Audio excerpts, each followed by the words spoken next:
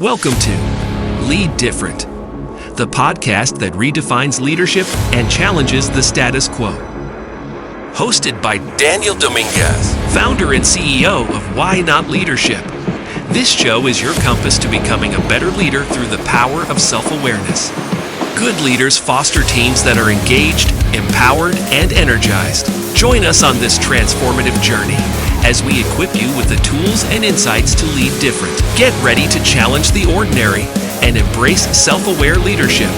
This is Lead Different. Subscribe now. Discover a new era of leadership. Lead different, because great leaders change the world. Hello, everyone, and welcome to the Lead Different podcast. I am so excited to launch this new podcast, and I'm even more excited about our first guest, Rosie Ward, who is just a dear friend, an amazing coach, an amazing facilitator, and someone who has made a difference in my life through her Courageous Leadership program. So I thought, what better way to launch the Lead Different podcast than with someone who leads with the why of challenge the status quo. She's all about doing things differently, doing things better, and contributing to the success of others. Rosie, welcome to the Lead Different podcast. How are you? I am doing so well, my friend. I am so excited for you and so happy to be here. Well, the reason I'm having you here is, you're a fierce advocate for humanity. People look for you when they want to help rehumanize workplaces that free, fuel, and inspire people to bring their best selves to work and home every single day. And I said, what better way to launch a podcast that talks about how to lead different? And what we're talking about is, don't do what everybody else does, because that's already been done. And you're a great champion for that. So thank you for agreeing to be my first guest. It is my absolute pleasure, and I'm honored. So Rosie, what's new in 2024 for you? What are you excited about right now? There is a lot I'm excited about. We have a lot of new people we are partnering with to bring offerings to the table.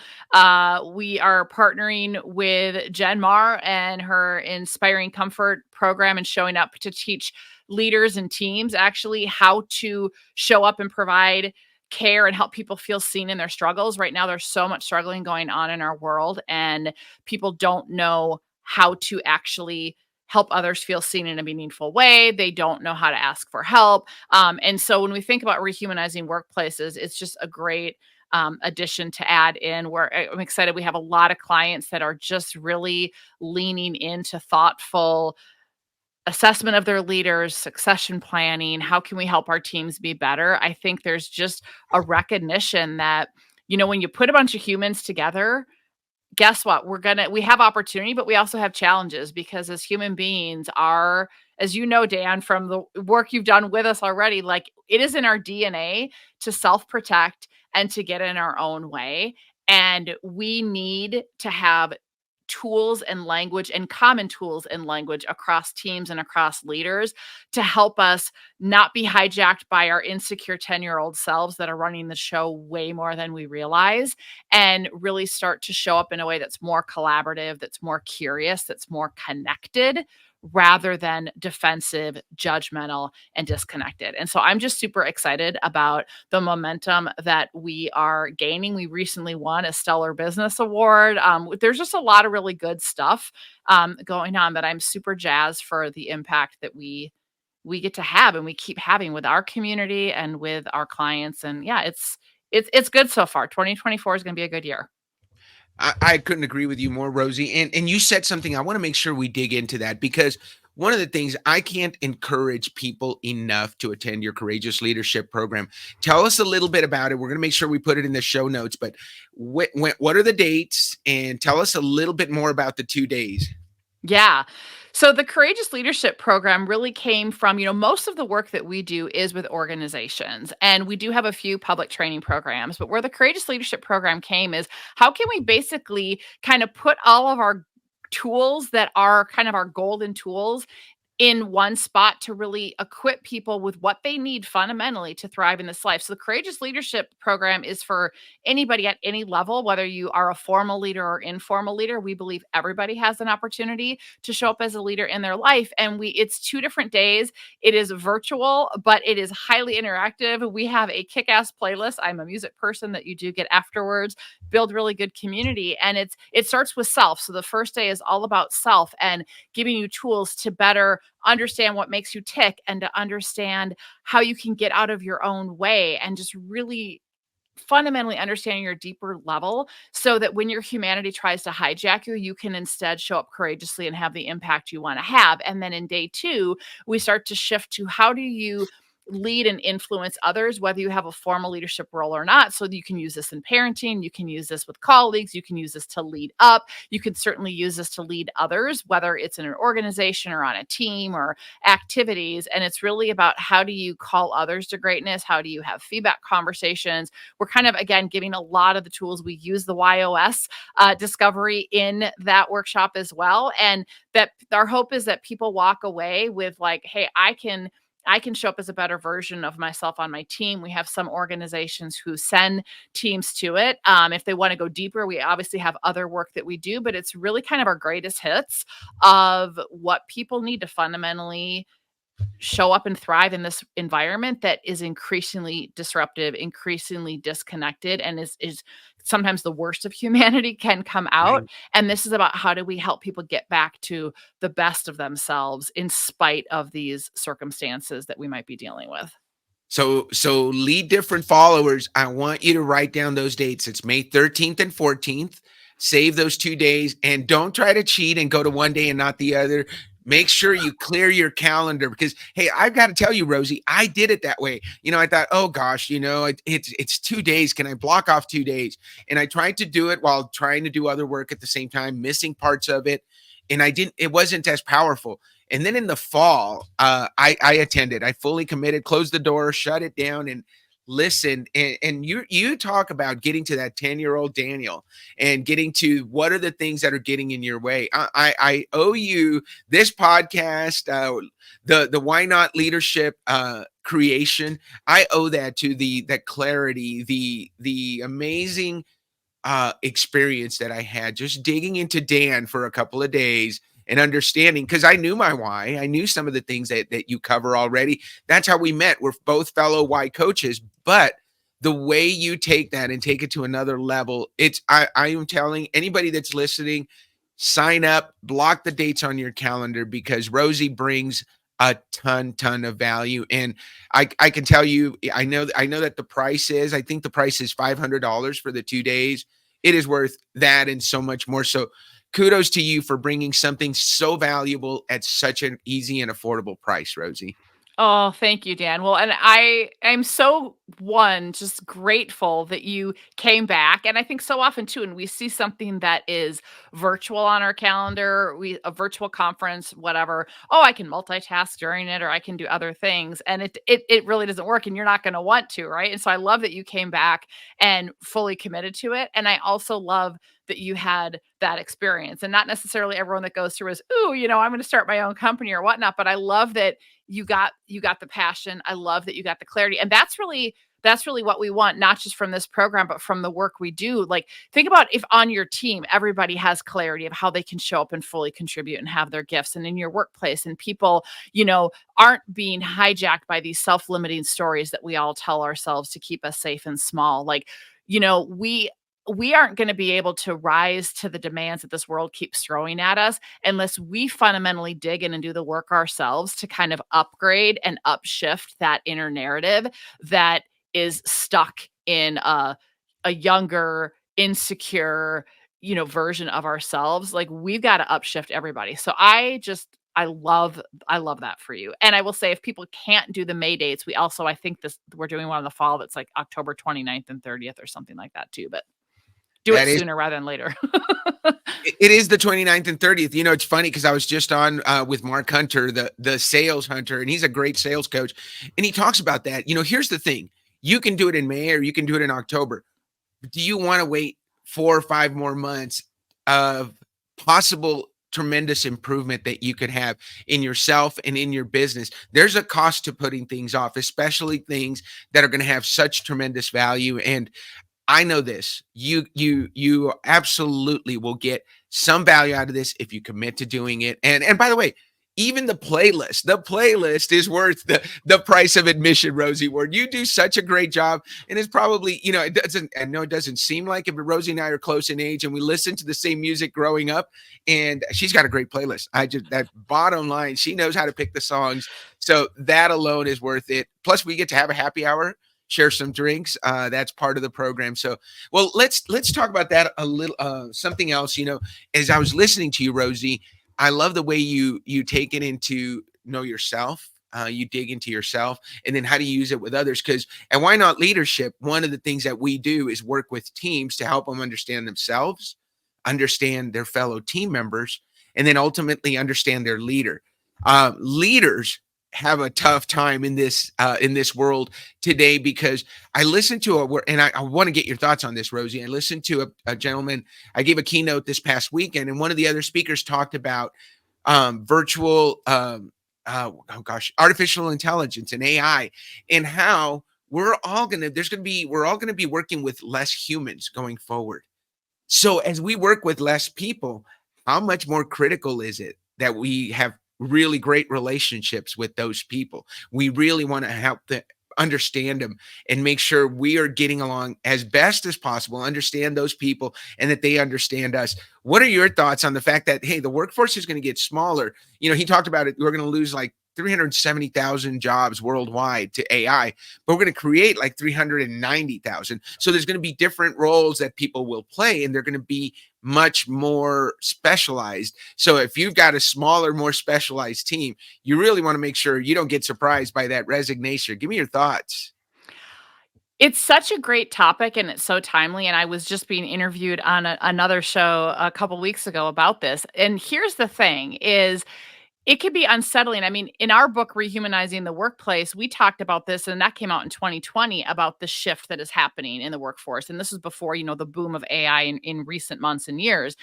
And I think fundamentally, the opportunity is for recognizing that what AI can do is free up, and I don't, this is going to sound flippant, but maybe some more of like the monotonous or tasks that take a lot of extra time and effort, so that humans actually can be freed up for the things that only humans can do.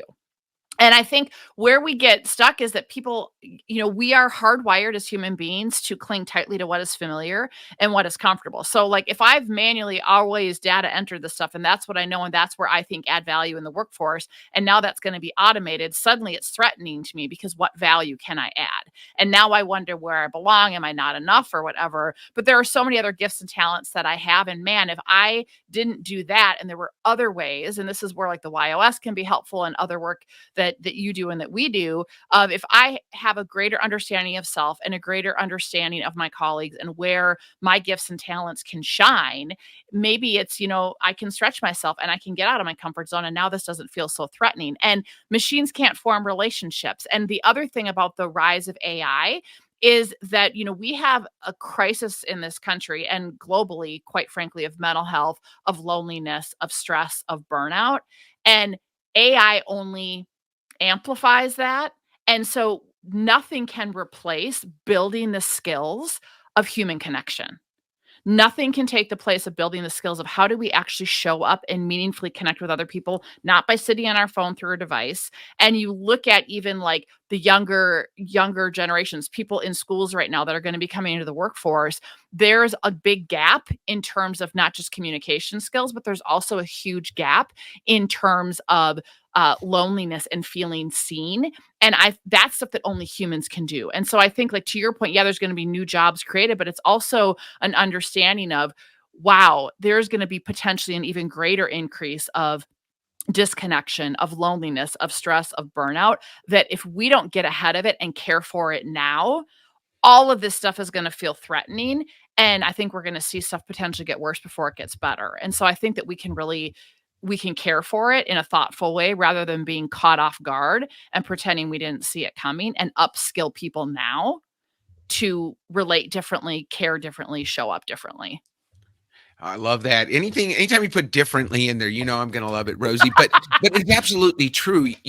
As we, I have one of my old friends, Wilton Rogers. He started a company called a process. He talks about RPA, robotic process automation, before AI, and now his company, Simply Automate. It's Simply Automate now. That's exactly what they do. They help people automate as much as they can, so that their people are free to do that really human stuff. The connection that Rosie and I have as human beings doesn't happen with AI. It doesn't happen between the text messages that we send and receive, that automated workflow that we all create using our CRMs. That doesn't get you the relationship. The relationship happens when you get people face to face, eye to eye, whether it's on Zoom. And thankfully for me, I've had an opportunity to see Rosie in real life a couple of times. That's when that critical stuff happens. So you can really free up your human capital to do those human-centric things. And so rehumanizing the workplace, I think, Rosie, you're going to have to add a couple of chapters and relaunch the book. Well, it's funny you say. I'm actually working on a new book that is taking a lot of our courageous leadership work. And I will tell you right now, we're in the middle of finishing up a really cool research project that we're going to launch a white paper, probably do a webinar on. I'm going to say probably April or May. So stay tuned on that. I'll give you info. But basically what we've been doing is we've been taking a person who's an expert in qualitative data analysis and has been going through all of our past podcast episodes of Show Up as a Leader, and taking hundreds and hundreds of people who we have supported through the Immunity to Change coaching process, which is all about healing that inner narrative. I know we did the mapping during the Courageous Leadership program, and we're looking at common themes of what are the most common self-limiting stories that people tell themselves, what are the most common adaptive change goals people are working on, kind of what are we needing to have more human workplaces. And we're kind of looking at, what are those commonalities? Because I think when we're in that space, we think we're alone. We think it's just us. And we know that that's not true. And so we are working on it. So I share that because I have several working titles and we've got the outline and stuff. So hopefully by the end of this year, maybe the book will be ready and it'll come out next year, but really working on a book that's more towards you as the individual of here's what we've learned. Here's all my tools. It's kind of like Rosie in my pocket on steroids, but like, here's what you need to show up as a leader in your life and have the impact you want to have. And very practical, very tangible. So there you go. Not a relaunch of rehumanizing the workplace, but really looking at the human itself and how can you show up? How can you show up in a way that is going to let your sparkle shine? So it's even better than than adding 2 chapters to the book. And it's a whole new book. I can't wait to help you launch that, because I know it's going to bring a ton of value to so many people. There's a couple of things you talk about. Rosie in My Pocket. You post, I think every Thursday you put out a Rosie in My Pocket. That's real. When I started thinking about it, and we, Rosie, we're kind enough to put your YOS on your name. So challenge, better way, contribute.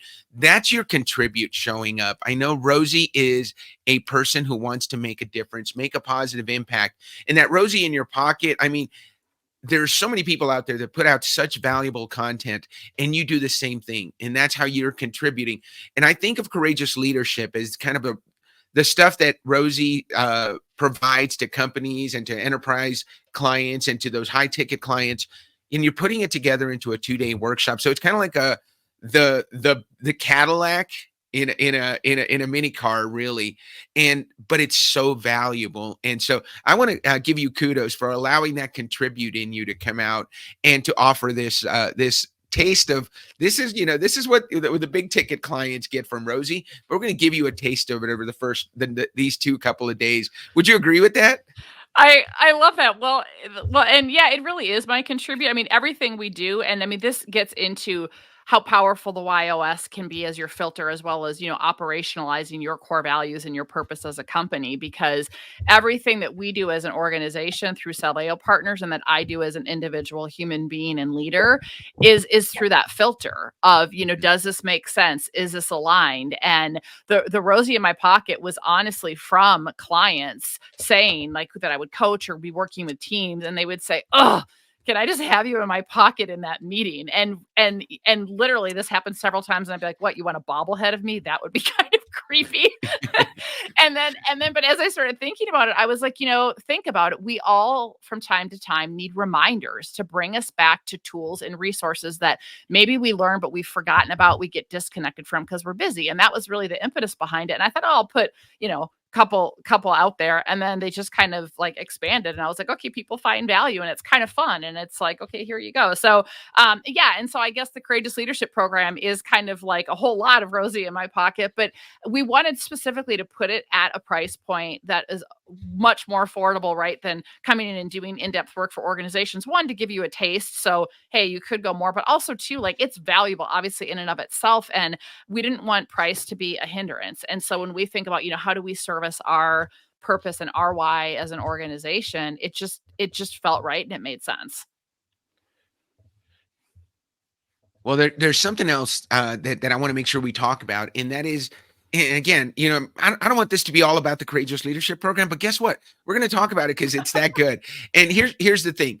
You also have a discount for nonprofits. So if somebody's employed by a nonprofit organization, or they're supporting historically underserved populations, you actually offer people free registration. So or discounted. I'm not sure. So I want to make sure I don't commit to the wrong thing here. So how does that work? Yeah. So for the Courageous Leadership Program, because it's already at a low price point, we actually let them enroll for free because we feel so compelled that we don't want that to be a barrier. We have other programs, like we have our Dare to Lead. I'm a certified Dare to Lead facilitator. I trained with Brene Brown in 2019, and a couple of our other programs, if you fill up the nonprofit discount, those are at a discounted rate, but they're at a higher price point. The Courageous Leadership Program is for free. So there's a form on the website that people fill out because we just want to make sure that, like, how are you going to use it? We want some thought to it versus just here randomly we're going to give out the discount code. But then Lisa on my team emails them with a code to register for free because we really want the people who want this and need this to be able to access it and not have that be a hindrance if they're at a nonprofit or, to your point, work with underserved communities. Love that. So thank you very much for doing that. And you know that I lead with contribute, so that just touches me. Thank you so much for being so open to allowing that to happen. And we all want to make a difference, right? We all want to know that the work that we do makes a difference. And I know that your work does. Lisa, Rosie, let's talk about this. Lisa, where did that come from? Well, because you mentioned Lisa. It takes a Lisa to make fusion, or to make fusion. It takes a Lisa to make Salveo partners happen. So there we go. Yeah. Well, and you mentioned Lisa. That's where Lisa came from. So I was wondering where that came from. So Rosie, tell us where does your why of challenge come from? I like you took me back to my 10-year-old self and made me cry. So I'm not gonna make you cry, but take us back to when do you first remember being that challenge or being that person that said, hey, why do we have to do it that way? There's a different way to do it. It's got to be fun. It's got to be different. Can you think back to one of your earliest memories of challenging the status quo? Oh, God, yeah. Well, so here's the deal. I'm the youngest of 5 girls. So, and what was so interesting is my next 2 oldest were only 18 months apart, and they were like a grade apart, and they were very similar and had similar friends and all of that. And so honestly, from as early as I can remember, I'm talking like 4, 5 years old, I was trying to like carve out my own identity beyond the hand-me-downs. And that I am not my sisters. I am not them. I had different interests. I wanted to dance. I used to walk around and sing and talk into my thumb like I had a microphone. I, watched Facts of Life and Fame. I'm showing my age. And they wanted to watch like reruns of Star Trek and Get Smart and stuff. And I was so different from them, and I knew it. And I swore I didn't belong in this family. I thought I had to be adopted because I was like, there is no way. There is absolutely no way. And so, and actually I talk about this in my keynotes that I give as well. And I elaborate on that story. And there's a fun story that goes with it that I'm not going to give away here. But stay tuned. But here's the thing is when I look back, I think it has just been a constant, like, wanting to be seen and valued for me and feeling different and my uniqueness. At the same time, there's this pull, like all of us as human beings, of wanting to feel like I belonged and wanting to feel like I mattered. And so, this is very hallmark of people with a why of challenges. If you either feel like there's something wrong with you or you eventually lean into it. And I think there was this push-pull a lot during my childhood. I felt differently than my friends or whatever. And I was always kind of, oh, can we do this differently? Or what about this? Or what about that? I loved, like, Dr. Seuss is amazing. I love, like, one of my favorite quotes is, why fit in when you were born to stand out? And so, yeah, I just, since I can remember, it's like, bam, there you go. Well, I'm so glad you mentioned that because both of my daughters have the Y of challenge. And so here's an added benefit of me having known Rosie Ward and having access to her. And sorry, guys, those of you that are paying her thousands of dollars to work with her, I sometimes get her for free for a few minutes here and there. But one of the things that you've been so helpful with is understanding the Y of challenge. Even though it's part of my YOS, it's not my Y. And you've met Sophia, who is every bit of a challenge kid. And Oh, we've she's had some. amazing. She's just, oh, I love her. She's so amazing. Well, you've helped our relationship because when I look at her and she's challenging me, and I remember this from Jazz, who's a full grown adult now, and how frustrating having a wide challenge, a kid with a Y of challenge can be. But we've been doing so well because I've learned that, hey, you've got to let challenge people be themselves. And you brought something up that's really important. People with the Y of challenge, what I have found, are either wildly successful when they finally lean into it and become who they are, or they can be, just almost a shell of who they really are because they're trying to hold themselves back and they're trying to fit in. And so it's so important to know this about yourself and live into it. How did you gain the courage? What gave you the courage to be the Rosie that you are?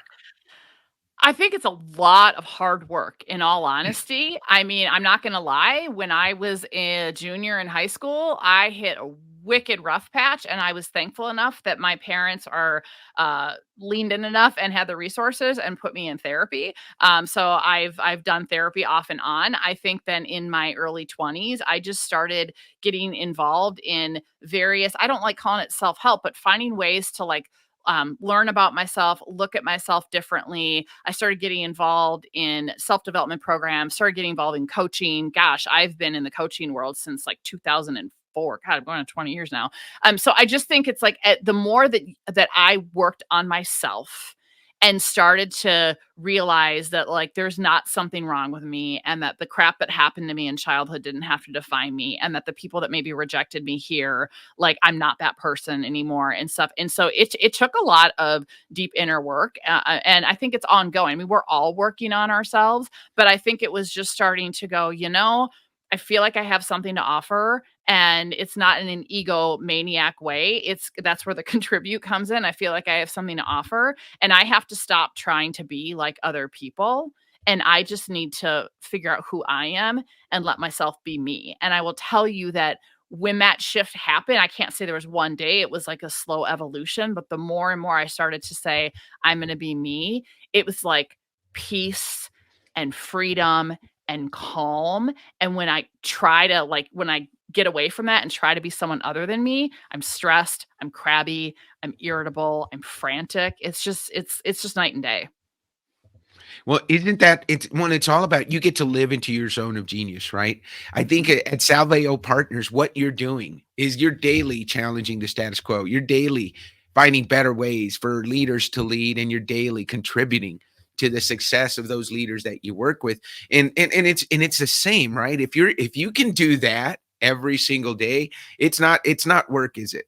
Mm-mm. No, I love it. Like, I feel like I mean, there are some times where there's some work aspects, don't get me wrong, but I feel like it's like I get to play and I get to, because it's just like, this matters. And I think there is something to be said when you figure out where your genius is, when you figure out where you can shine. And they say, you won't work a day in your life. I think you do work some, but it's just, yeah, it's so energizing. It's more of managing, like, this is where you have to manage the contribute, not overcommitting and being mindful about capacity and stuff so that I can still show up and do that. And that's the key. Well, let's get a Rosie in your pocket moment here because this is an important one. How do you say no in order?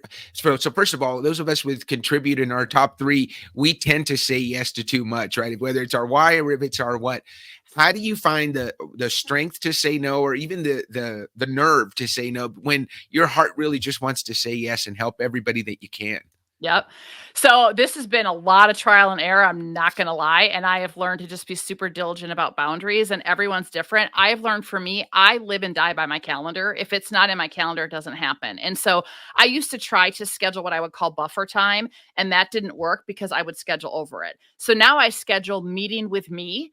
And it's like, would I schedule, if this was a client meeting, would I just skip it? No. And the other thing that we've done from a team standpoint is there, from a prioritization, there's this metaphor that's been around a long time about if you're holding a bucket of balls, like the glass balls are the ones that you don't want to drop, they will shatter. Wood balls, right? Rubber. And we've said that self-care and client work are glass balls, always. And I think that's super critical. And so when I have I'm going to skip it, I'm like, nope, it's a glass ball. It's a glass ball. And so one, that's like helps me look at my calendar. And then if my calendar is really jammed, I've learned to put in some, like, I need flow time, buffer time. And if my calendar is jammed and someone's asking for me, I have to say, I'm sorry, I don't have capacity this week. And I still have I have these two little stickers by my Post-it notes on my computer. And it says, do I really have the capacity? So you're seeing it right here. It's there and it's in bright pink. So I see it. And what is the cost of taking this on? And so if I'm looking at my calendar and I'm thinking, ooh, right, I want to do that, and then I look at this, and so so there's that, and then I will say, then this is where I use my values and my YOS to also be mindful of, am I saying yes to the right things? Is this the best and brightest use of my time where my gifts can contribute? It doesn't mean that I don't care about something, but you know what? It's not me. It's not now. I love that. That's a great answer. And Rosie, I think, can you believe it? We've been talking for 30 minutes. What do you say we end the show on that note? Why not? Thank you so much. You got the cue. Rosie, thank you so much for sharing your talent, your story. I can't wait to have you back on. First of all, thank you for being our lead guest, our number one guest on the Lead Different podcast. We can't wait to share your story with Why Not Leadership Nation. Have a great rest of your day, and thank you for being a Lead Different guest. My pleasure. Thank you, Dan.